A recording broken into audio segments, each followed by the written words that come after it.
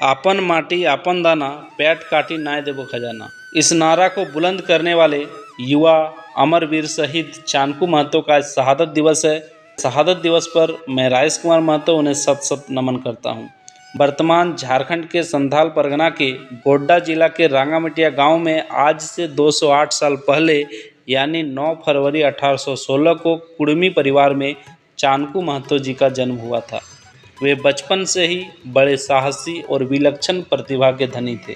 उनके नाना का नाम धनीराम महतो था, जिसके वे लाडले थे।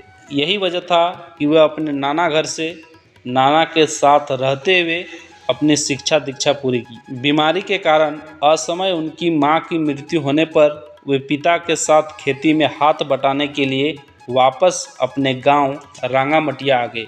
अपने प्रतिभा के कारण गांव में वे प्रधान भी बने। कुछ समय बाद कुड़मी स्वशासन व्यवस्था के परगना के परगनेत भी बने।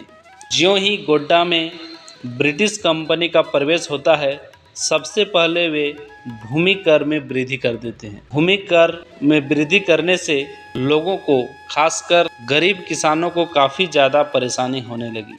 गरीबी या कम उपज होने के कारण कर देने में असमर्थ होने की स्थिति में अंग्रेज सरकार द्वारा उन किसानों को तरह तरह से शारीरिक और मानसिक यातनाएं दी जाने लगी। इतना ही नहीं, उनके ज़मीनों को छीनकर बाहरी लोगों को खेती करने के लिए दे दी जाती थी। इस नई व्यवस्था से रैयतों में काफ़ी रोष था। ज़मीन उनकी थी, जंगल उनका था, जल उनका था, मेहनत उनकी थी, लेकिन षड्यंत्र के तहत उनके ज़मीनों को छीना जा रहा था। इतना ही नहीं, कुड़मी समाज में स्वशासन की व्यवस्था थी, जिसके प्रधान को महतो कहा जाता था।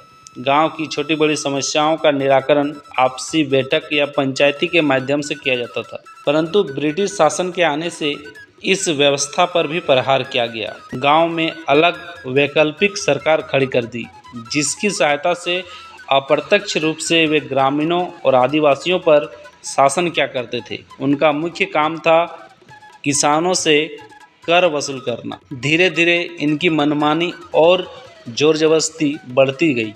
इसलिए चानकू महतो ने ठान लिया कि इन अफसरों को, इन सूदखोरों को और अंग्रेज़ों को यहाँ से भगाना है।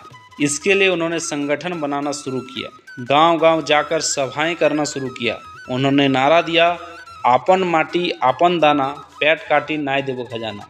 अर्थात मिट्टी हमारी है, फसल हमारी है, मेहनत हम करते हैं और मेहनत से उपजाने के बाद उस खजाने को अंग्रेज़ों के घर तक पहुंचाएंगे नहीं। सैकड़ों युवा इनके विचारधारा से प्रभावित होकर उनके साथ जुड़ने लगे। अपने सहयोगियों राजवीर सिंह, बैजल सोरेन, भागीरथ माझी, हुगली महतो, बुधू राय, बलुआ महतो, रामा गोप, चालो जल्हा, गांधो, हरदेव सिंह आदि के साथ जमींदारों और सरकार के खिलाफ आंदोलन छेड़ दिया। इधर दुमका क्षेत्र में भी सिद्धू कान्हू, चांद भैरव, फूलो जानो के नेतृत्व में सरकार के खिलाफ आंदोलन की योजना बना रहे थे। चानकू महतो इस आंदोलन में अपने पूरे साथियों के साथ शामिल हो गए और ठान लिया कि सब कोई मिल के संथाल परगना से अंग्रेज़ों को खदेड़ना है।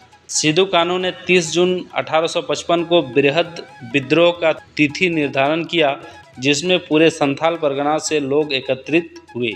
विद्रोह का आगाज शुरू हुआ। जहाँ जहाँ भी सरकारी कार्यालय बनाए गए थे, उन सभी कार्यालयों को तोड़ फोड़ शुरू कर दिया गया और वहाँ से भगाना शुरू कर दिया। इस प्रकार अंग्रेज़ों और आंदोलनकारियों के बीच आपसी झड़प शुरू हो गया। इस घटना के कारण हजारों की संख्या में आदिवासी भाइयों ने अपने प्राणों की आहुति दे दी। चानकू महतो, सिद्धू कान्हू जैसे बहुत से अगवा नेता किसी तरीके से बच निकलने में सफल हुए। पुलिस उन सभी की तलाश में जुट गई। महीनों तक पुलिस के साथ लुका छुपी का खेल चलता रहा।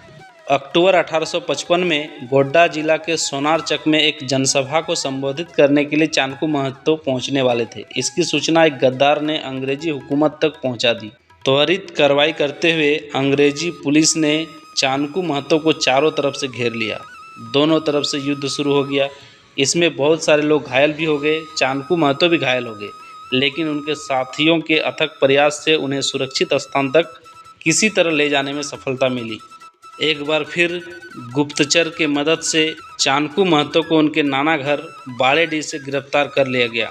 इसके बाद 15 मई 1856 को गोड्डा के राज कचहरी स्थित कझिया नदी किनारे उन्हें सभी लोगों के सामने फांसी दे दी गई। इतना ही नहीं, अंग्रेजों ने बाड़ेडीह महतो टोला को पूरी तरीके से तहस नहस कर दिया, उजाड़ दिया।